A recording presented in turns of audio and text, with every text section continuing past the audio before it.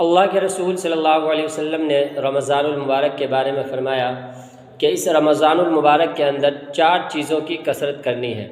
ان 4 میں سے 2 چیز تو ایسی ہے کہ جس سے تم اپنے رب کو راضی کرو گے، اور 2 چیز ایسی ہے جو تمہاری ضرورت ہے جس سے تم بے نیاز نہیں ہو سکتے۔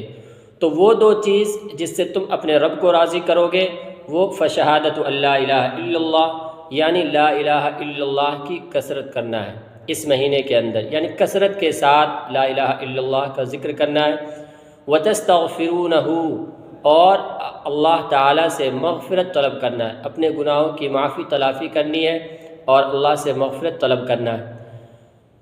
اور 2 چیز کہ جو ہماری ضرورت ہے جس سے ہم بے نیاز نہیں ہو سکتے، اللہ کے رسول صلی اللہ علیہ وسلم نے فرمایا کہ اللہ تعالیٰ سے جنت طلب کرو، جنت مانگو۔